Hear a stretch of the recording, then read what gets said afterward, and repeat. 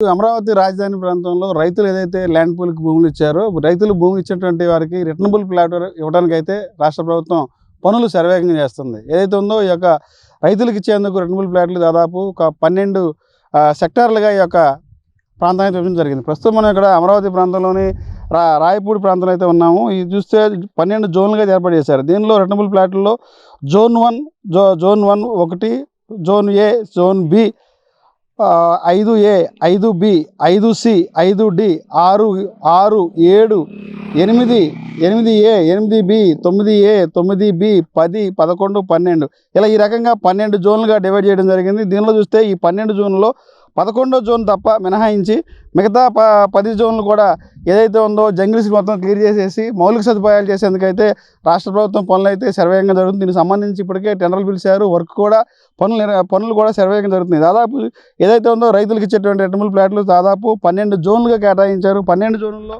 11 జోన్లు మాత్రం ఫుల్ ప్లేజ్గా అయితే జరుగుతుంది. ఒక జోను కోర్టు వివాదాలు ఉండటం వల్ల ఆ జోన్ అయితే జరగట్లేదు. ప్రస్తుతం మనం ఉన్నదైతే 6వ నెంబర్ జోన్లో అయితే మనం ఉన్నాం ప్రస్తుతం. దీన్ని చూస్తే ఈ రకంగా డెవలప్ చేసుకుంటూ పోతే ఈ యొక్క జంగిల్స్ అంతా క్లియర్ చేసి మౌలిక సదుపాయాలు ఏర్పాటు చేసి రోడ్లు వేసిన తర్వాత రైతులకి ఏదైతే ప్రభుత్వం హామీ ఇచ్చిందో ఇప్పటి వరకు రైతులకి రిటర్నబుల్ ప్లాట్లు ఇవ్వలేదనేది కొంత రైతుల్లో విమర్శ అవుతుంది. ఆ విమర్శలను తిప్పికొట్టేందుకు రాష్ట్ర ప్రభుత్వం ఎవరికి ఏదైతే భూములు కేటాయించిందో ఫ్లాట్లు కేటాయించిందో ఆ ఫ్లాట్లను డెవలప్ చేసి రోడ్లు వేసి మౌలిక సదుపాయాలు కేటాయించి వారి హద్దులు వేసి రైతులకైతే ఫ్లాట్ కూడా ఇవ్వడానికైతే సిఆర్డీ అధికారులు ఈ యొక్క పనులు వేగవంతం చేస్తున్నారు. దీనిలో పాటు చూసుకుంటే డెవలప్మెంట్ చేసినటువంటి రోడ్లని 4 డివిజన్లుగా అయితే ఇవ్వడం జరిగింది.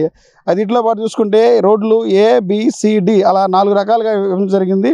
ఏ డివిజన్ రోడ్ వచ్చేసి 25 మీటర్లు అయితే ఉంటుంది. బి రోడ్ వచ్చేసి 17 మీటర్లు ఉంటుంది. సి మీటర్ వచ్చి 15.6 మీటర్లు అయితే ఉంటుంది. దీంతో పాటుగా డి రోడ్ వచ్చి 12 మీటర్లు ఉంటుంది. ఈ రకంగా 4 జోన్లుగా రోడ్లు కూడా విభజించడం జరిగింది. దానిలో చూసుకుంటే తర్వాత వీళ్ళకి ఏదైతే ప్లాట్లు అయితే ఇస్తారో ఆ ప్లాట్లు కేటాయించేటప్పుడు ఆ ప్లాట్లతో పాటుగా ప్రతి ఫ్లాట్కి సంబంధించి ఒక రూట్ అయితే ఉంటుంది. ఆ రూట్ మార్గంలో ఈ రూట్తో పాటు దాంతోపాటు డ్రైనేజ్ కూడా ఏర్పాటు చేయడం జరుగుతుంది.